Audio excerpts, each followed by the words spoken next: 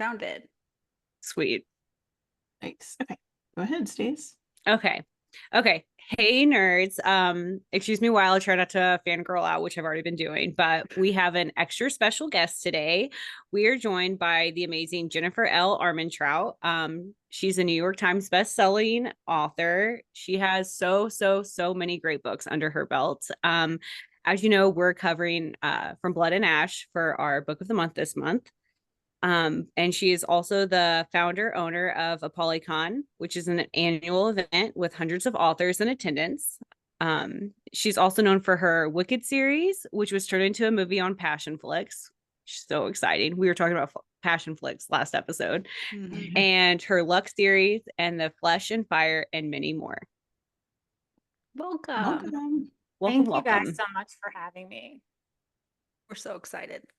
Yeah, I know Stacey kind of covered a lot, but if you want to tell us a little bit about yourself, you're more than welcome to. If we didn't cover it already. Well, yeah, I, as cheesy or cliche as it sounds, I always wanted to, well, that's not true. I didn't always want to be a writer, but I since my teenage years, I wanted to be a writer since I was a huge reader. So I didn't start writing seriously though, like for possible publication until the late 2000s. It was after I went to college and did all that. But it took me several years to work up kind of the courage to go out in submissions, like having performance anxiety, because it's real. Like, and it's funny as a writer, at least then, you were even excited to get your like first rejection because again, it was real. Like you were actually doing this. But I, spend because I feel like I'm always on deadline. I spend the vast majority of my time writing, except when I'm not, which is usually in the evenings. I'm either gardening. I don't know where you guys live. Not so much this summer because we have those damn spotted lanternflies everywhere. And if you don't know what that is, Google it. Well, I'm afraid to. I don't know if you guys are on the East Coast at all or we're in the Midwest. We're in Indiana. yeah, you'll probably get lucky. Do you guys have stink bugs? Oh, we have a ton of stink bugs. Okay, well, then these will eventually probably make their way to you. They're actually not bad looking. When they open up their wings, they look like butterflies. But when the wings are closed, they look like giant flying cockroaches. And I mean, they are so big, they trigger the alarm system. I can't do it. Yeah, So, but I also have a farm and, so sometimes I'll be out there with the alpacas and the sheep and the goats. And yes, I have alpacas. I don't know why. Because they're amazing. Yes, so pretty cute. much. They're just really solely for entertainment purposes of just watching. Because if you ever seen like the GIFs of them being like super dramatic and flinging, or like the memes, they act like that all the time, 24/7. Like they're just constantly. So that's pretty much what I do. That sounds amazing. So cool. Gosh. Yeah. Make me want to be a writer. Yeah. All I know, we don't have the spotted flies that you're talking about, but my sister-in-law gardens and all she complains about here is how the chipmunks eat everything from her. Like they burrow underneath and eat all of her stuff. That is true. No, see, I would take a chipmunk, a groundhog, and a squirrel mutated into Godzilla. Because in the place, the spotted lanternfly, because like stink bugs are stupid and they have like no sense of survival, so they just ping like right into you. Imagine that, but like an inch and a half big. No, you're right. I'll take the chipmunk, 100%, 100%. Yeah, like what day? So today is Thursday. I think it was Tuesday. I was outside and I was bent over, and one because they also jump.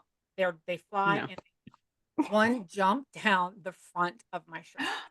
Yeah. Oh my god. Yeah, the sounds that my neighbors have heard me making.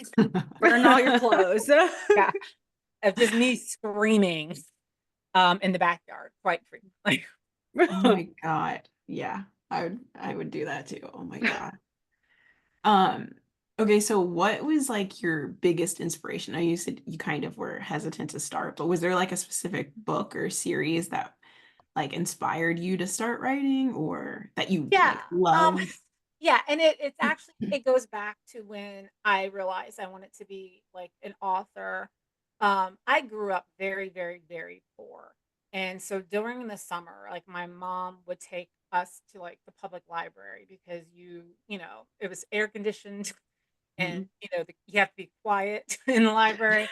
But they had this section of books that I guess were donated, so you can keep those books. And that's kind of when I discovered my love of romance. Mhm. And now I was probably like 12 at that time, and I was reading like Joanna Lindsay's 1980s historical romance. And if you have not read that, possibly not the most appropriate thing for a 12-year-old to be reading.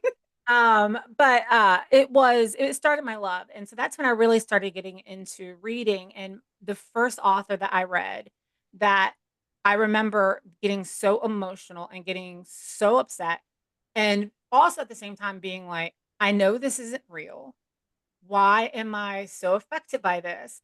Is L.J. Smith's. She is the author of The Vampire Diaries. Yeah. Yeah. She has several other series, and it was The Forbidden Game. And that book series like just Mhm. got me. In the third book, I'm still not over it. And and it wasn't like I wanted to make people cry or anything like that. It was the fact that this book like transported me so much that even though I knew this wasn't real, I was still going through all the emotions. And that is what started my interest of it. So if I really had to say one author, it was L.J. Smith. Mhm. Yeah. Very interesting. Love that. Yeah, that's awesome. Okay, so since you kind of went down the romance path, I want to ask you, because you are a romance author, you obviously write fantasies and like young adult as well. Mhm. What, I guess, what is like your inspiration or your reasoning, or I guess why have you picked so many lanes? Like, are you just like, oh, Mhm. like I turn on my brain and I want to write romance, a romance series, or now I'm kind of in the fantasy mood, or yeah, I Yeah, guess you elaborate on that. it is. I think honestly, like I think the quick answer is I bore easily. So to keep myself from getting burnt out or getting bored with something, I like to jump to something else. And there for a while, I would always, if I wrote like a paranormal, then I would write a contemporary, and I would always switch Mhm. back and forth. But probably more serious is I think it is a symptom of my ADHD that that manifests that way. And it really is because it is with the becoming, for me, like I'm bored way too easily. And so I think that is what drove it, probably not without me even realizing in the beginning that that's why I was doing it, but it does work as a way of keeping yourself from getting, burned out on one genre. I Mhm. mean, there are authors who have been writing for 40, 50 years in the same genre, and I'm like, "Oh, wow, how do you do that?" Like, Right. Yeah. but also I think it's because, like, each of the genres or the, young adult, new adult, or adult, and then every subgenre underneath that, like, each of them to me have their own appeal for a different reason. And, like, Mhm. with young adult, I think the thing that was explained many, many years ago, that, like, young adult is about, experiencing a lot of your firsts, be it, like, Mhm. first love, first heartbreak, first whatever, first loss, but you're doing so kinda with some societal safety net, right? Whether it's a guardian or a parent, something like that. And then when you start going into, like, new adult, it's still experiencing all your firsts, but you have more consequences now. Like, whether if you're at college, if you're at your first job, like, if you're not living at home, like there's more risks involved. Yeah. And so I think, those types of situations make each genre like interesting to write in for a different reason. Mhm. Yeah. Yeah, that totally makes sense. Yeah. Do either of you guys have questions before I jump into asking about ApollyCon? Yes. This Mhm. it might sound kind of like a random question, but I'm just curious. Your book covers for all of your books are beautiful. Like I love the theme. Like the theme is very prominent, I feel like in them. Do you get a lot of say in that, or is it It depends.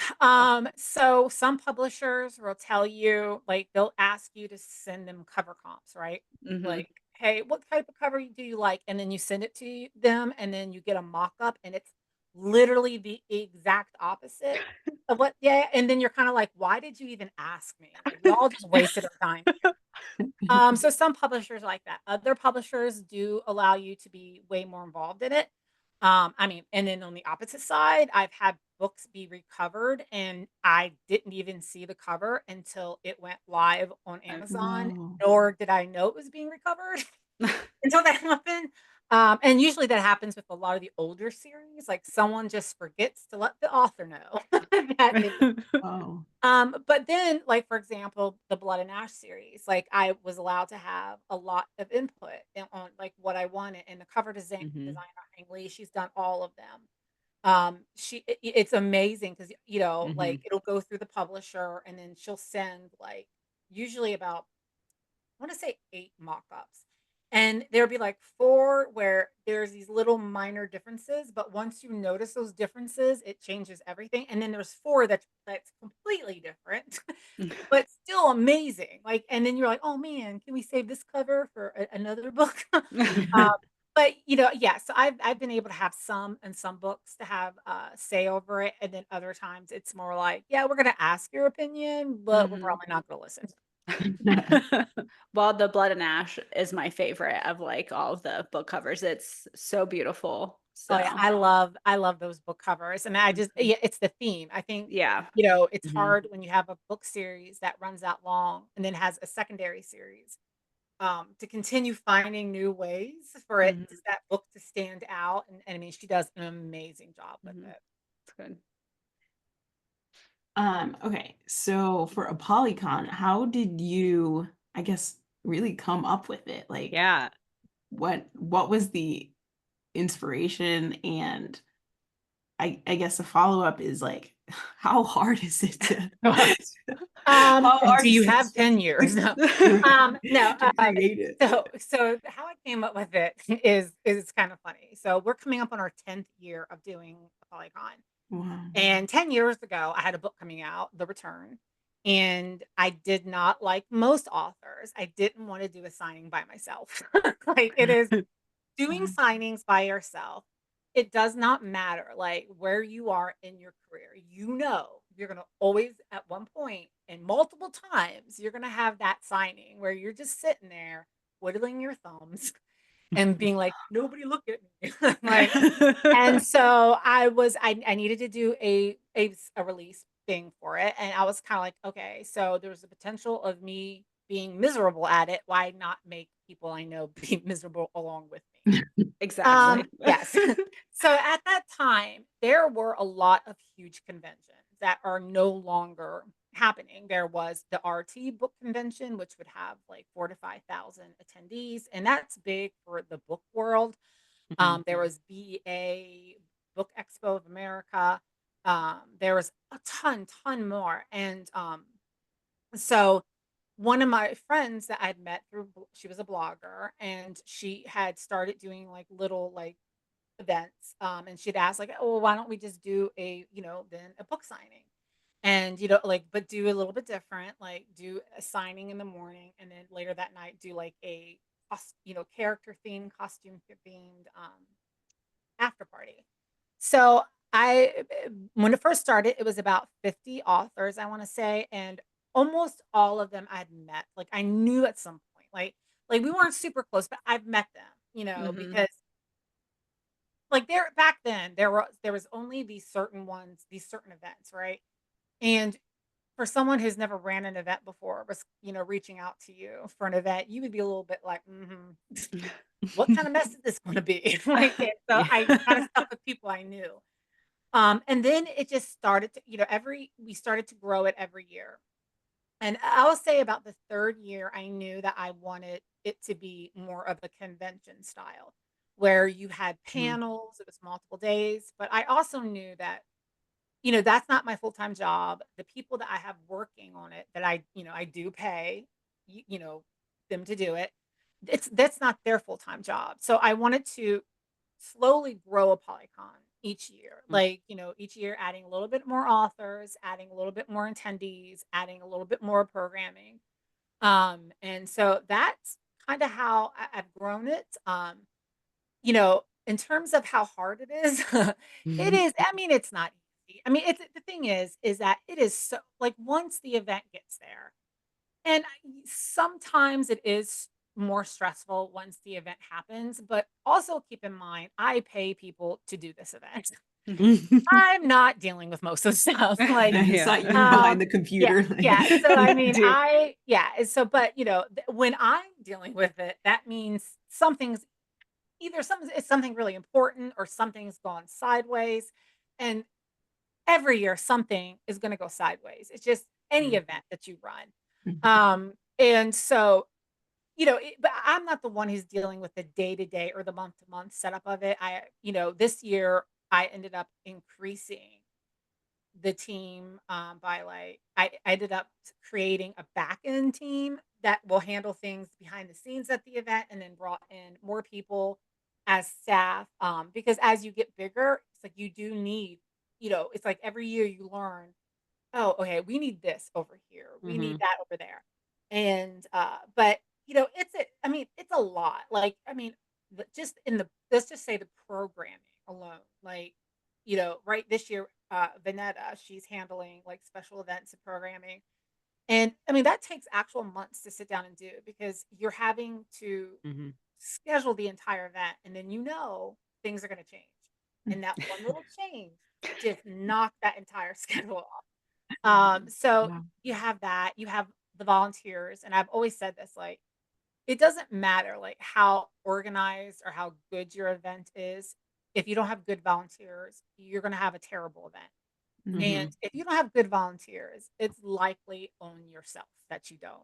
You either not prepared them enough, or it starts, it's kind of like it starts at home in a way. Like, Yeah. Yeah.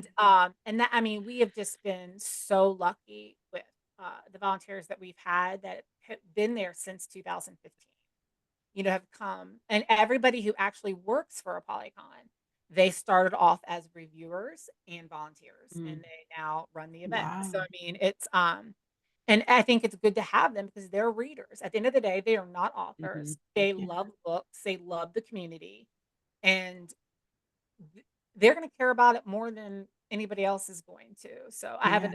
they are an amazing team. So there is no way I'd still be doing this without them. I'd just be like, nope, I'm Yeah, done. that That's matters. so awesome. Yeah. Yeah, that's so cool that a lot of people, like the volunteers, like just started working for it and everything. That's so cool. Yeah, I mean, because Mhm. it's like one of those things that there's only one way to find out if someone can do the job, is that they've actually already been doing it, like, on some Yeah. level, right? And it's like, how, like, the difference when you go to a bookstore, and the bookstore has employees that actually like reading, and then the bookstore that doesn't. And like, you can tell it, like, the whole entire vibe of that store is different. And Yep. I feel like it's the same thing with events. Like, when you do have people who, they come from the reading community, and or the reading side of it, and they volunteered, and they love that the events in the community, they're gonna do, I feel like, just so much of a better job, because they have different reasons for caring about it. So true. Yeah. Yeah, that's so true. Yeah. That's awesome. And I was like, if you want to plug it, when is it for next year? Yeah. So Yeah. next year it is, I believe, April the 11th, I think, or 13th. It is sold out for next year. We will start going live for tickets, will be 2026, usually in June. So if you are interested in attending a PolyCon, it is in the National Harbor. They say it's DC, but it's not at all in Washington. It's not even in the same state, even though DC is not a state. I get it, but I don't understand how that's the national harbor. So, but it's there. We have usually around 200 some authors who write in all the different genres, young adult, fantasy, contemporary, paranormal, historical. Um, and if you're interested as an author in signing there, all you have to do is pay attention to the ApollyCon Facebook page. We actually will begin sign up for 2026 in the next month or so. That is how far in advance we have to be. Wow, that's so awesome.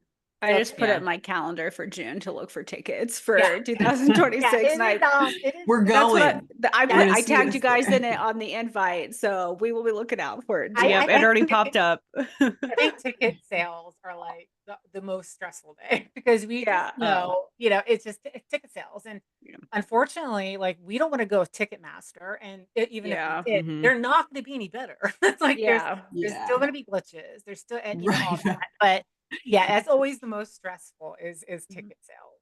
Yeah. You're like, yeah, June is not a fun time for us. Okay. I have another question. So I know you just released your latest book in the Blood and Ash series, Mhm. but there still is one more, at least, in the series coming out soon. And keep in mind that we are still on book one, so no Oh God. Oh, I think oh, sorry. Go Oh, ahead. I okay. paused. Sorry. I was like, oh, what happened? Okay, I was gonna say, so keep in mind no spoilers because we're still on book Yeah. one, but can you tell us or the audience anything about the Yeah. next book that's So coming? that's why I was like, oh God, I am terrible at spoiling. Yeah. I'm like, so the last book that actually came out was the final book in the Flesh and Fire series. But in reality, they are the same world, the same series. Yeah, they like Um, intertwine. Yeah. yeah, the next book that comes out from Blood and Ash is next year. That's Primal of Blood and Bone. But you guys will be reading A Kingdom of Flesh and Fire then, right? So Mhm. that's the second Yes. book. Yes. I mean, I think what you can expect is you're going to learn more about the Atlanteans and the Woven. You're going to learn about the different bloodlines that once populated Alania.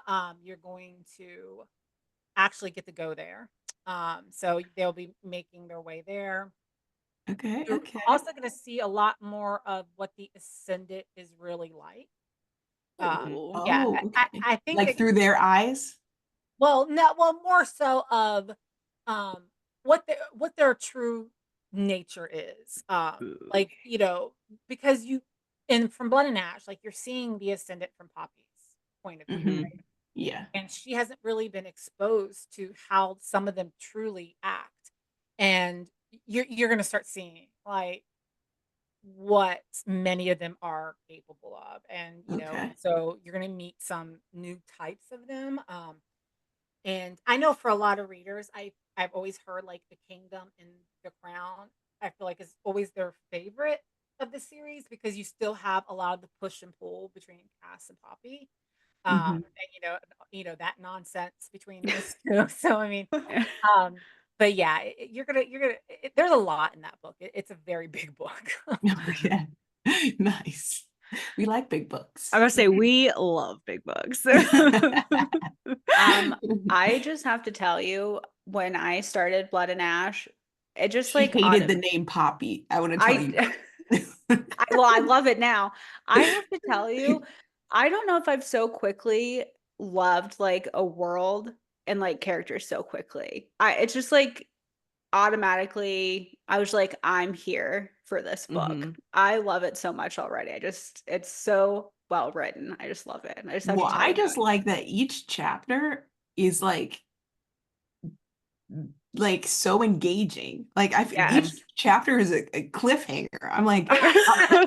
I was Yeah, like, well, wait a minute. Now what's going on? so I want to care. say And I'm in the OR reading it. And the I'm like, OR. I'm in the OR. Yeah, don't tell my boss. But Well, I'm in the ER avoiding my patients, reading it on my phone really quick. Yeah, you're just like, hey, you'll be fine. You're I- fine. It's You'll live. I need to finish this chapter. but it's like, So yeah, true. we're reading it in like breaks in between taking care of patients. And it's like, I can't take a break because I have to know what happens. So Hey, this is a cliffhanger. I remember back when I started writing, seriously, I think Mhm. I only read one like how-to advice book, and I don't even know if I read it from this book or heard it somewhere. And damn, it may be the wrong author. I'm going to trip this to. I would swear it was Stephen King. He said that the key is to make it difficult for the reader to pick a place to stop. That they can say, Oh, Mm. okay, I can walk away from this right now. yeah. And the key was, you know how like you have your cliffhangers at the end of the book, but Hmm. having it obviously you can't have it in every chapter because Yeah. I wish you can, but like that gets Mhm. hard. But like you want enough where Keeps them going. yeah, Yeah. like where you it's 3 a.m. in the morning and you're like, I got to go to bed, but Uh-huh. you're still reading it. And um so I always get so happy when I hear that because Mhm. you just never know if people pick up on that. I felt like you have done. I haven't had a book like that in a while where I felt like, and I just didn't expect it with this book, and so I'm pleasantly surprised. You've done a really good job. So you thank took you. that I advice. I literally, so I have like the book copy I've been like highlighting, reading. I bought it for my Kindle too, so that I can read it on my phone at work in my hand and not have to pull And my no book. one will know. And Right? You right. guys are And well, I mean, they crazy. know I'm reading it, but like that doesn't happen all the time for me where I buy it on both formats. And so like I have my book and then it's me like reading it home at night on my phone because it's smaller and I can like, yeah, Yeah. it's great. Travel, Yeah. yeah. Hmm. And honestly, thank you guys so much for hearing that. And Hmm. and it's like I've written, I don't know, like 70 some books at this point. Hmm. Wow. But this series was special because it was my first high fantasy series that I wrote. And it took me 3 years to work up the nerve to actually write it. Like I was tinkering with the world itself for 3 years. Mhm. And, you know, because high writing fantasy or high fantasy, and usually for writers, the main difference is with high fantasy, you are really building a world completely. Um, you know, there's a lot that you have to take in consideration when trying to tackle that. Like, yeah, I Yeah. can tell a story where everything takes place in the world that we know, right? So you're Mhm. not really having to, I feel like in fantasy, the world itself is a character. Yeah. It is something that comes alive, hopefully, to the reader. And it was a lot of like, being worried, like, can I really do this? And especially because, I read the fantasy of authors who write in my genre. And, sometimes you read authors and you're like, oh my gosh, like they are a good storyteller and a good writer. And I fucking hate myself. I can't. Yeah. Like there's you it's so, and especially I feel like with fantasy, I do feel like too, there is a way fantasy is written that is different, at least to me, than if you pick up a Mhm. contemporary.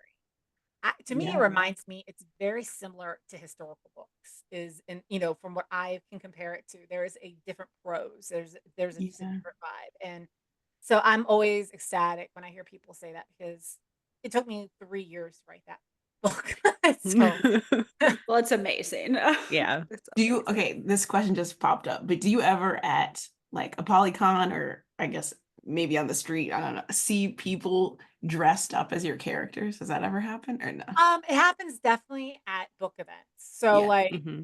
yes, cosplay. I mean, my God, like some of these costumes are freaking amazing. And Yeah. I think with this series, there's a lot that people can cosplay as. Like Yeah, that's what I was, yeah, yeah. with the paranormal, contemporary paranormal stuff, it is harder because you Mhm. probably wouldn't even recognize that. Yeah, It's yeah. cosplay. But with this, I mean, you have the right outfits, you have the Like maiden, the you have yeah, woven, yeah, the and stuff, woven, yeah. like there's so many things, and it's oh my gosh, it's so cool. Like when you first start writing, and honestly, to this day, that's not something like you really think about because you're like, that's never gonna happen, right? Like for me, yeah. And so when you see that, it's freaking amazing. Like when you, Mhm. Hmm. I love seeing that because man, people like at ApollyCon we do like right now like a blood and ash or a flesh and fire themed event. Hmm. And last with this year is the night of the right. So and it's immersive. Like we will have like the walls of the hotel are done up. Like last year was the blood forest, so we had a fan artist do the blood forest around the Oh my walls. God. This is so cool. Yeah, I it's a know. bit like we go a little bit all out on that, you know, and I go all out on that with my own money. So like ticket sales, things like that don't go towards it. And so we try to make it really immersive. And when I was sitting up on the stage, because it lasts for about 2.5 hours. So it, like for about, or actually I think it's 3. So like for about almost 2 hours, I do a Q&A with them. And then they can Oh. roam around because we have like cutouts, life-size cutouts of all the characters and you know, it's like that. It's like But my dream. yeah, I know. so cool. But looking out like and seeing like the sea of crimson was like it was just like one of those moments where you're like, this is crazy. Like Yeah. in a good way.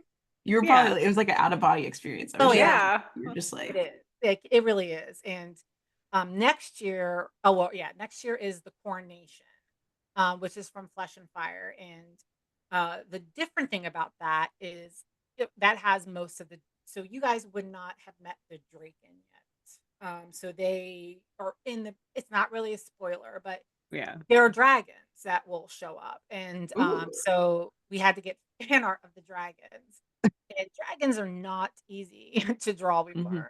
But I decided I wanted something, you know, because we always try to have something like that isn't a drawing, right? And I was like, where the hell am I going to get a large dragon? And you would think with the popularity of dragons right now, you have to be able to find some shit. No. Yeah. But one of my staff for ApollyCon was just roaming through Home Depot and they had, I think it's 8 or 9 feet tall dragon that blows smoke. And she calls me and she's like, Jennifer, do you want me to get this? And I'm like, how much is That's it? cool. Giant dragon. What am I going to do with this? So yeah, we have an actual, I think it's like 8-foot dragon that's sitting in a Wow. box right now in the garage. Because we have like an ApollyCon garage for stuff, and it's so big. Like we haven't even taken it out of the box yet. I don't even know what this damn You're dragon. like, we need this dragon for one day or no, for one Yeah. week. And then I we're mean, right? And you can't even hook it up to blow out fog at the hotel. So maybe I'll just put it in my front yard and kind of Mhm. treat it as the giant like Halloween decoration. skeleton that people just leave up all year round and do different themes with it. But yeah, so yeah, we do some Mhm. we do some you know pretty amazing things with that event, and so next year is the big dragons that are there. That'll be so How cool. exciting. Yeah. That is very cool. Okay, we can shift to our game, which is basically just this or that. You get to, there's no points. It's like, whose line is it anyway? Points don't matter. Points don't matter. No one's gonna win. But me and Ashley always chime in too. Yes. Like, Ashley and Stacy chime in with their opinions as well. But Jennifer, you can tell us and the audience your opinions about this bookish, this or that. Okay, do you prefer an audiobook or a physical book? I actually prefer physical books only because that's how I kind of taught myself reading. However, I'm now forcing myself to get into audiobooks because I have vision problems. So I need to listen to audiobooks, but Yeah. graphic audiobooks are amazing. So we'll go with that. If you don't know what a Wait, graphic what's audiobook that? is, oh, so you could have been listening to Blood and Ash and it's graphic audio, meaning it sounds like a movie as an audiobook. They bring in actors, sound effects, music.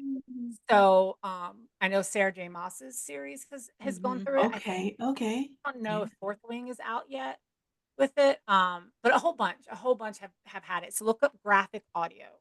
And Oh, oh yeah, it's crazy because it's like basically it's a movie basically, like uh-huh. but it's all audio. production and everything. Yeah. Okay, And you okay. said Blood and Ash is out on that right now? Because I Yes, feel like I I couldn't think find it. yeah, it was so part 1 is out. And Okay. I don't know if part 2 has come out because with Okay. the books that are bigger, they have to split them Uh-huh. because Mhm. they're just so long for them to do it. So, That's but yeah, cool. but it came out during the summer. Okay, I'll be looking that up. Maybe what I saw was that part 2 wasn't out yet, Yeah. because I had put something in my calendar for when I thought it was coming out, so it must be part 2 that I saw. Yeah. Yeah, we have to So listen to That's exciting. cool. Uh-huh. Yeah, that's very cool. Okay, do you prefer hardback or paperback? Let's see, do you like physical books? I mean, hardback for a shelf if I never had to touch it. Paperback if I'm actually reading from it, because hardbacks are just too freaking heavy and to deal I with. was just thinking that. I love to Yeah. read a paperback, but I love a hardback on my bookshelf. Yeah, They look so hardbacks, pretty. Yeah, it looks always Yeah. beautiful. they're A not reader reader after my own friendly. heart. It's like Yeah. your trophies. My hardbacks are my trophies, and then my paperbacks are like what I go through, and then I listen to them too. So it's just On every platform. I gotta have it. Yeah, on every platform. Crazy. Okay. Now, this is gonna be a tough one, I feel like. Do you like romance or fantasy better? Even though you write both of them. That is the why choose for me. And I like Yes. fantasy romance. So I mean, Yeah. Oh, yeah. So that would be Romance. the wise choose. This Yeah. or that. I break the rules. I Mhm. say both fantasy romance because Yes. I want to like elaborate on that for a second. It's because if you think about back 10 years ago and you think of the fantasies that dominated the market, Mhm. women did not fare well in those fantasies, and Mhm. and I think with fantasy romance growing, where women are typically centric in it and they're treated better normally, you're seeing that now in the fantasy romance. It's so And true. so that's one of the reasons why I would say fantasy romance. Definitely. Which, not to ramble on about this, but that's why I love Poppy so much. Yes. She's such, from the beginning, you can tell she's such a powerful character, but she kind of hides it so well. Like, Mhm. I already love her character so much. You can just tell how tough she is with her dagger, and people just assume she doesn't know how to use it and stuff. And yeah, it's I think to me, like as a side note, I would think it'd be so badass though. And this is gonna sound weird, that for people to completely underestimate you, knowing all they gotta do is look at you the wrong way. And Yeah. eventually you're gonna kick their ass yeah, in a exactly. very meaningful way. And Mhm. there's just something about that versus the person who's like all talk, right? And like, look what I Mhm. can do. I feel like the one who sits back and is like, oh, just wait. Like, I know. I am not what you think I am. And just having that knowledge that she can defend, you can defend yourself type of thing. Mhm. Yeah. Yeah. I mean, I think you're right, especially with Poppy's character. I just love a strong female character anyway, but she is so much of she's gonna show you versus tell you. Like her banter and how she speaks is great. You can kind of get like hints of it when she talks to people. Like it'll come out that she's a strong character. But there's just certain scenes that come to mind where she just shows her power in such a physical way so quickly, and people just underestimate it, especially in this book because she's the maiden and everything. I i think that's why I just love it so much. Mhm. It's a very well written, powerful female character. Yeah, but it And also yeah. like it resonates kind of what you were saying, like that's what's being seen now in that like Mhm. fantasy genre, right? Like with like Feyre or with Violet. I'm thinking about like Fourth Wing as well as Mhm. like an Akatar, like these women that are being underestimated but are super strong mentally, Mhm. physically, maybe not Yes. And Violet, but and with saying I has some troubles. Yeah. But that is actually the point though, because Mhm, they're Mhm. strong. They're not perfect though. They're mhm. Yes. They and are flawed, yeah, yeah. and Poppy has many moments where her flaws come out. And I think that's what ultimately makes those characters realistic is that a Mhm. real person isn't perfect. They Yeah. may seem like, oh, look at them, they're so strong. And then on the flip side, you see them do something where when you're reading it, you're like, why would you do that? But in the back of your head, your ass would do the same thing. Right, right. Mhm. And like with Syrah, who is in the prequel series, she's a badass. She has severe anxiety. And Mhm. so dealing with that but still able to get out there and just fight like if she needs to. I think that's what's so important about fantasy romance because you get to see those characters be Mhm. strong and not, not be used or portrayed as a victim or a mad woman, basically. Um, Mhm. and then you see them in love, and then that love not be used as a consequence to Mhm. them, because that seems to, with the exception of some things, Yeah. they're the ones who pay that price in Yeah. most fans. And I think it's important for that because you're reading books that have fae, dragons, or vampires in them, but you're relating to these characters. Like Right. you feel Right. like somebody you know, and that's why I think is because they have that kind of full fledged out, personality. Mhm. Yeah. Yeah. That's very We went important. way off topic on that. I Really. know. Yeah, sorry. Yeah. I love it. I love it though. Yeah. We do that. Do We you do that a lot. prefer to binge read or like slow read and like drag out a book or a series? Oh God, binge read. Like there's nothing worse and great than discovering a new series and loving it. That's great. What's worse is I got a book that I have to finish and I'm on deadline and Oh, yeah. I just want to read this book. So like when Uh-huh. I'm on deadline, I try not to read anything new and I'll Mm. reread books because I'm like, I know again, ADHD, hyperfixation. I will fixate on wanting to finish that series. But oh my Yeah. God, binge reading. I'm a binge Yeah. Yeah. Yeah. That Same. makes sense. Yeah, I'm a binge reader too, for sure. Okay, do you prefer fated mates or forbidden romance? reader. Forbidden romance. Because usually I think that's the enemies to lovers Yep. and it's a good Well, banner. okay, I was gonna ask about enemies. Okay, what about I enemies know. to lovers versus friends to lovers? For those. Still enemies to lovers. Yeah, okay. To me, Always, it's the always. banter. It's the, I hate you, but I want you, and now I kind Mhm. of love you. Like, it's, uh, there's so much conflict just in that. And then you have the act, the other plot of the series or the stories. Mhm. They are always my weakness. Any Yeah, enemies to lovers. yes. Dude, That's so same. It's Yeah. like it's like an addiction almost at Yeah. this point, I I know. know. Because personally. also it's like not because also I think too, this is stuff that does not happen in the real world, right? Yeah. Like you Right. don't like someone even if they're hot. You like if you really don't like them, Yeah. Yeah.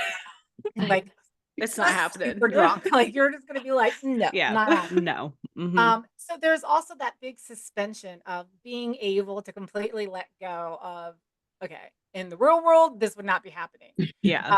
And so I think that's also what kind of makes it even more fun because it isn't something that typically you're going to experience in real life. Yeah, that's very true. Yeah. And if Mhm. you do, then I would have questions for you. Yeah. Yeah, like how? Maybe some death therapy. I don't know. Okay, do you prefer books that make you cry or books that make you laugh?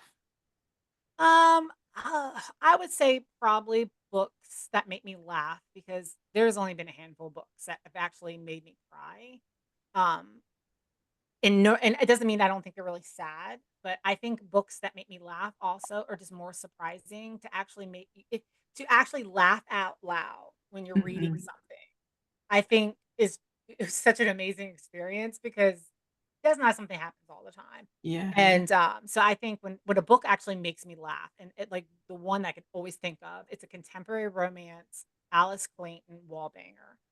I just, The I name. mean, yeah, yes, the name, and it is that for a reason, and it's hilarious, and it's just, it is, just have like, it'll just make you laugh because you're just like because it's so also at the same time, so realistic that it's like your inner monologue during the most awkward situations comes to life, and it is, yeah, so I think make me laugh is what I prefer.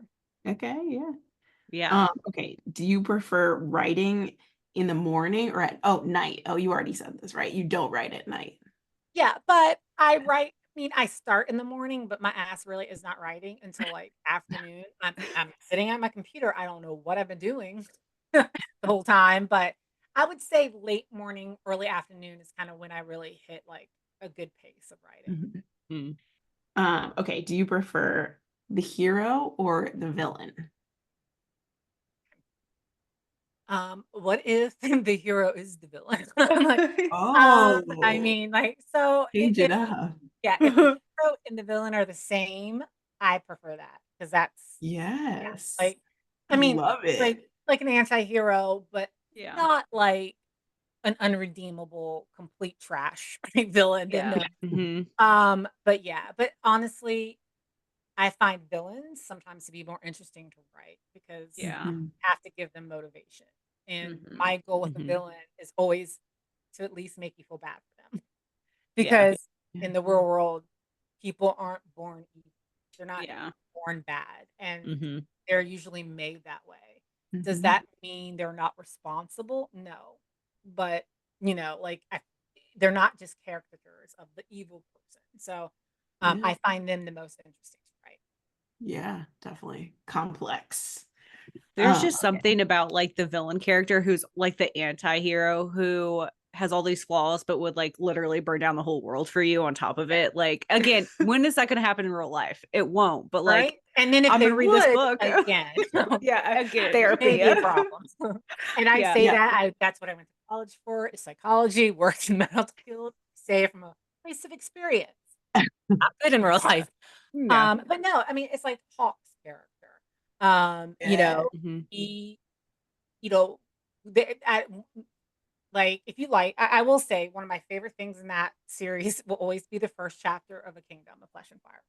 There's something that he does that I think just sums that up, where they can they're just, I'm not gonna we just sneak ahead. If you finished it, just read ahead just like that. Just that Just a first little chapter, bit. Yes.